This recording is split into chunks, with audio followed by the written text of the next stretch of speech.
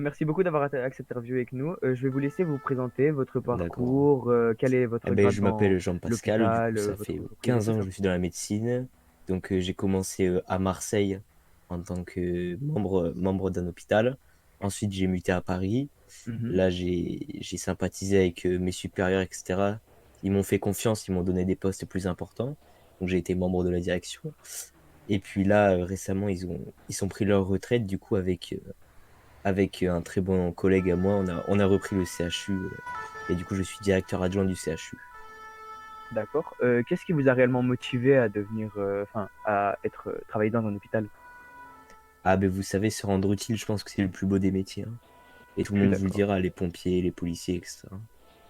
Et C'est donc quoi voilà, c'est les... pour ça. Ah, excusez-moi.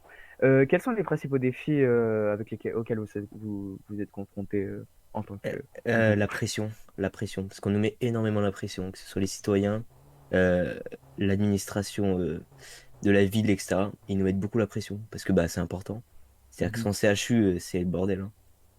Vous Mhm. l'avez très vu, et puis les soins coûtent cher quand on n'a pas de médecin, donc on nous met assez Ouais. la pression dessus.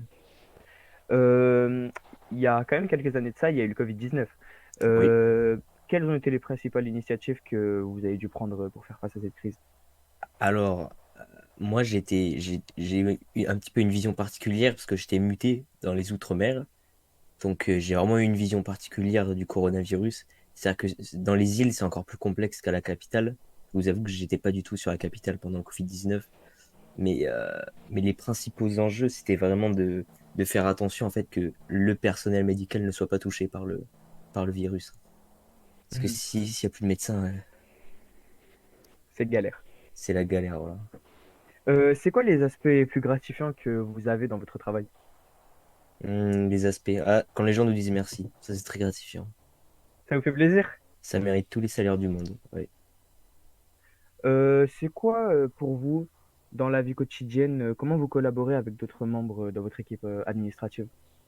Alors, que ce soit l'administration ou même ceux qui ont travaillé sur le terrain, genre les infirmiers, tout ça, on s'entend très bien. En fait, on essaie de mettre un point d'honneur sur vraiment l'ambiance de l'hôpital. C'est vraiment, on se dit tout. Si on n'est pas d'accord sur certaines choses, on nous le dit. Là, par exemple, vous voyez, euh, pour faire l'interview, on est un sous-effectif. J'ai confié la régulation 15 à mon infirmier en chef, David, que beaucoup doivent connaître. Mhm. Parce que je lui fais pleinement confiance et que je sais que voilà, c'est quelqu'un de sérieux, etc. Et en fait, voilà, c'est qu'on a une équipe qui est très soudée, en fait, surtout. Mhm. Quelles sont vos priorités en matière de qualité et de soins, de sécurité des patients au sein de cet hôpital? Je dirais éviter les suraccidents. C'est-à-dire qu'en fait, le problème de l'hôpital, c'est que beaucoup rentrent alors qu'ils n'ont pas vraiment besoin de soins et ils mettent le bazar, en fait. Et ça nous Mhm. empêche, nous, d'apporter tous les soins nécessaires aux gens. Et donc, parfois, forcément, il y a pas des suraccidents, mais des blessures enfin, les gens, par exemple, tombent dans les pommes alors qu'on aurait pu être là, mais on a perdu du temps à essayer de faire sortir les gens. Ou alors, c'est des blessures qui s'infectent parce que les gens rentrent et sortent comme dans un moulin. Du coup, ils Mhm. ramènent des microbes, etc. Et voilà, en fait, les gens sont dangereux envers eux-mêmes, en fait. Je sais pas comment dire. Ouais, je comprends.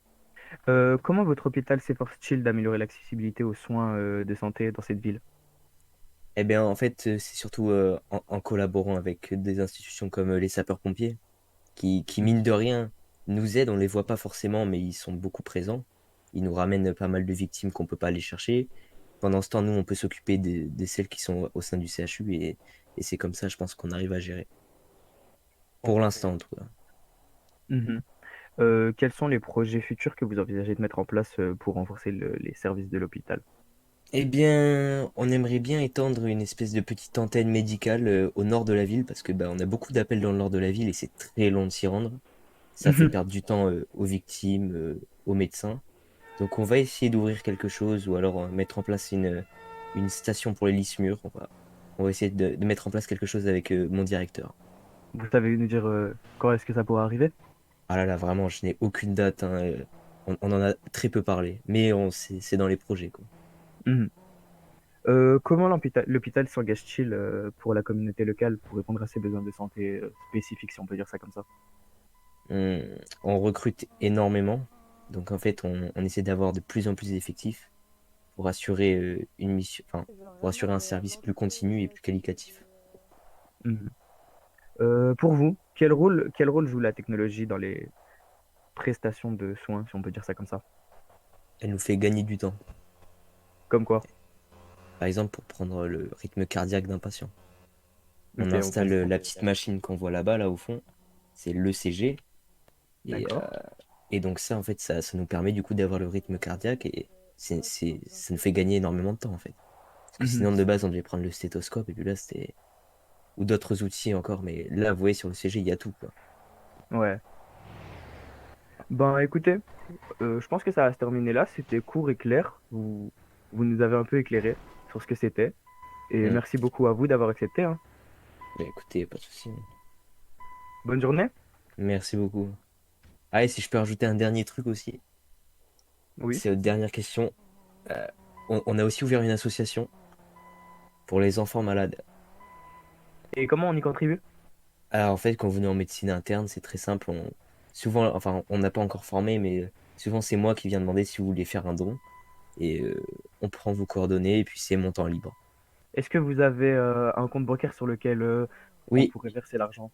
alors, on va l'avoir bientôt. On l'a pas encore là, mais en fait, pour l'instant, c'est à nous. Et puis après, enfin, tout est fiscalement, c'est très contrôlé. Ouais, je comprends. Est-ce que Et vous voilà. voulez, par exemple, qu'on retarde un petit peu ce programme et qu'on attende d'avoir le numéro de compte pour pouvoir faire les versements? Euh, ah non, je peux pas encore l'avoir là. C'est vraiment, ça va être très très long. Ah, vous l'aurez vraiment pas Mais tout de vous suite? inquiétez pas, on communiquera aux gens quand ils viendront en médecine interne. Ben, vous savez quoi, on le glissera dans un épisode sur Nostra. Ouais, Ou d'accord, alors on le ok. mettra à chaque début d'épisode. Comme ça D'accord. incite un peu les gens. Ah oui, bah oui. D'accord, Bah, d'accord. merci beaucoup en tout cas. Et de rien, hein.